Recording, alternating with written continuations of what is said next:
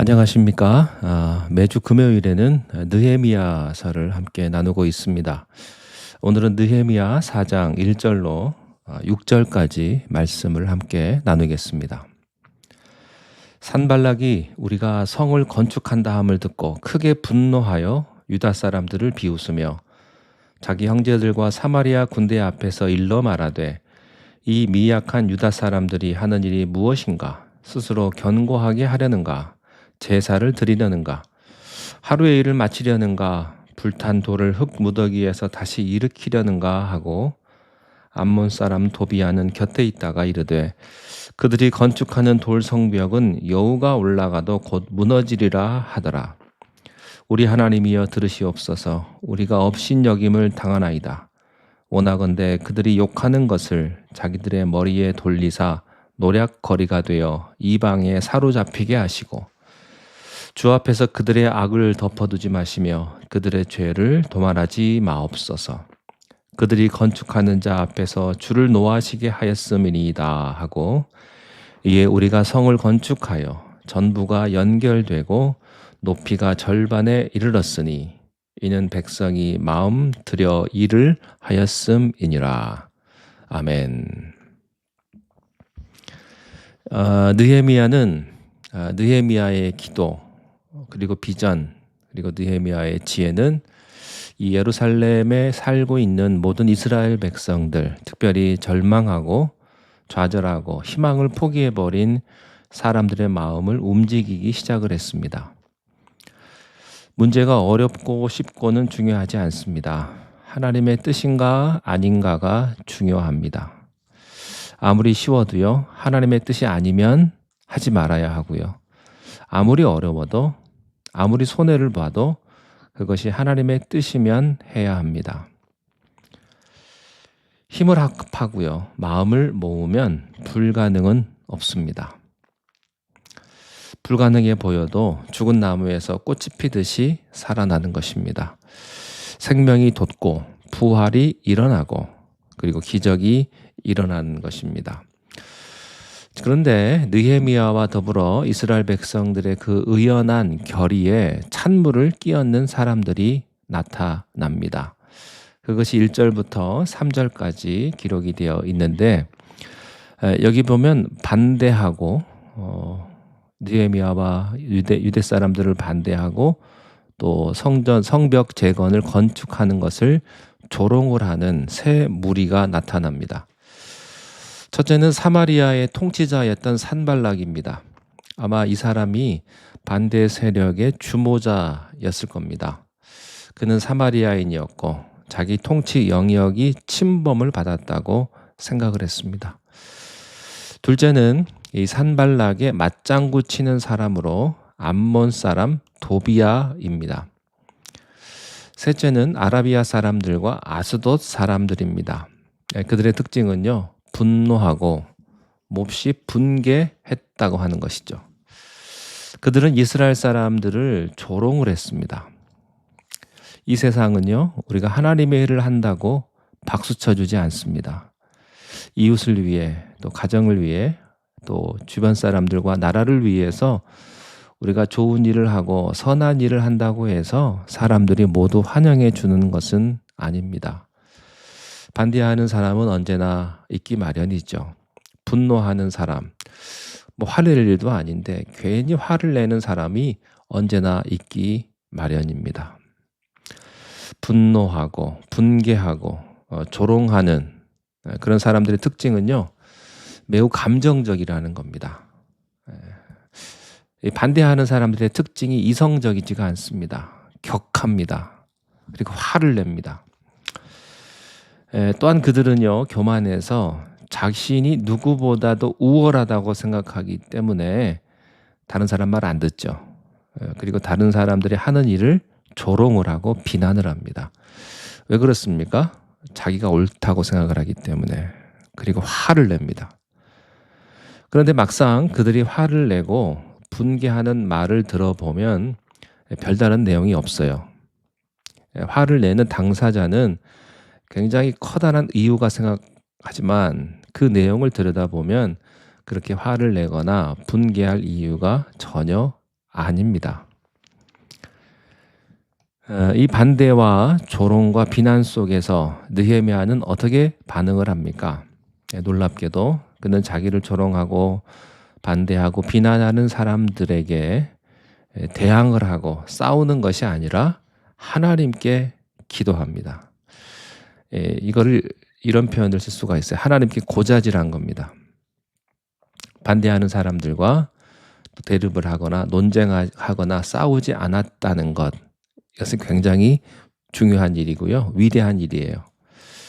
우리는 언제나 자기를 괴롭히는 사람들을 보면 멱살 잡고 싶고 그 사람이 그냥 가다가 넘어져가지고 무릎이 깨지든 머리가 깨지든 그렇게 잘못되기를 바랍니다. 그러나 느헤미야는요, 자기를 반대하는 사람들과 싸우지 않았습니다. 그 대신에 하나님께 찾아가서 무릎을 꿇고 하나님께 모든 상황을 이야기했습니다. 역시 느헤미야는 기도하는 사람이에요. 시작할 때도 기도로 시작을 했고 어려움을 겪을 때도 먼저 하나님께 찾아가서 하나님께 기도를 합니다. 4절부터 5절인데요. 우리 하나님이여 들으시옵소서. 우리가 업신여김을 당하나이다. 원하건대 그들이 욕하는 것을 자기들의 머리에 돌리사 노략거리가 되어 이방에 사로잡히게 하시고 주 앞에서 그들의 악을 덮어두지 마시며 그들의 죄를 도말하지 마옵소서. 그들이 건축하는 자 앞에서 주를 노하시게 하였음이니이다. 이 느헤미야는 기도할 때 우물쭈물하지 않았습니다. 아주 단호하게 기도합니다. 조롱받고 비난받은 만큼 느헤미야의 기도는 확실했습니다. 하나님, 우리가 지금 멸시를 당하고 있습니다. 그들이 하는 지금 욕이 그들에게로 돌아가게 해주십시오. 그들이 포로가 되어서 남의 땅에 끌려가게 해주십시오. 그들의 죄를 덮지 마시고 그들의 죄를 지우지 마십시오. 그들은 우리 얼굴에 욕을 퍼부었습니다. 자, 이런 기도입니다. 근데 이런 기도, 느헤미야의 기도를 들으면 좀 약간 갈등이 생깁니다. 기도하는 것은 좋은데 이 기도는요, 좀 일종의 저주의 기도거든요. 저주의 내용을 담은 기도인데 이것을 해도 되는 것인지 그런 의문이 드는 게 사실입니다. 예수님께서는 원수까지도 사랑하라고 말씀하지 않으셨습니까? 원수까지도 사랑하고 기도하라고 하셨는데 지금 이 느헤미야의 기도를 보면요, 지금 자신을 대적하는 이들에게 벌이 내리기를 기도하고 있는 겁니다. 그런데요, 우리가 좀 생각해 볼 것은 시편을 보면요, 1편부터 150편까지 읽으면 계속해서 이런 비슷한 내용들이 많이 나옵니다. 이 시편 기자들은 끝없는 서름과 비난을 가운데 힘겹게 살았어요. 그래서 원수를 갚아달라고 하는 기도를 많이 합니다. 그 원수 갚아달라는 기도를 탄원시라고 하는데 이런 탄원시가 시편에 가득해요. 예를 들면 시편 3편 7절에 보면 이런 내용입니다. 여호와여 일어나소서, 나의 하나님이여 나를 구원하소서. 주께서 나의 모든 원수의 뺨을 치시며 악인의 이를 꺾으셨나이다. 그러니까 그 사람들의 뺨도 좀 때려주시고 이를 좀 부러뜨려 달라고 기도합니다. 얼마나 한이 맺혔으면 이런 기도를 드렸겠습니까? 또 이런 내용도 있어요. 시편 5편 9절부터 10절에 보면 그들의 입에 신실함이 없고 그들의 심중이 심히 약하며 그들의 목구멍은 열린 무덤 같고 그들의 혀로는 아첨하나이다. 하나님이여 그들을 정죄하사 자기 꾀에 빠지게 하시고 그 많은 허물로 말미암아 그들을 쫓아내소서. 그들이 주를 배역함이니이다. 시편 31편 18절에는 교만하고 완악한 말로 무례히 의인을 치는 거짓 입술이 말 못하는 자가 되게 하소서. 정말로 하나님을 사랑하고 신뢰하는 사람들에게 공통점이 있다면 그것은 고난에 처해 있다는 사실이죠. 그들의 인생에는요, 모함이 있고요, 욕설이 있습니다. 이렇게 믿음을 가지면 고난이 따라옵니다. 믿음을 가지면 고난도 사라지고 병도 사라지고 인생의 모순이 다 사라질 것 같지만 그렇지 않아요. 숲속에 심겨진 한 나무가 잘 자라기 위해서는 바람과 태풍을 이겨내야 합니다. 우리가 믿음이 연약할 때는요, 하나님께서 이런저런 응답도 해주시지만 우리의 믿음이 성장할 때는 시련과 고난 속에 내버려 두십니다. 어려움과 억울함, 그런 산전수전을 다 겪으면서 믿음이 성장하도록 만들어 주시는 것입니다. 여기서 우리가 발견하는 믿음이 바로 천국의 믿음이에요. 그래서 누가 뭐라고 해도, 누가 나를 뒤흔들어도, 누가 나를 욕해도 여러분 마음에 상처받지 마시고 기쁨으로 하나님의 일을 감당하는 것입니다. 세상에는요, 참 상처받는 사람이 많죠. 왜 상처받을까요?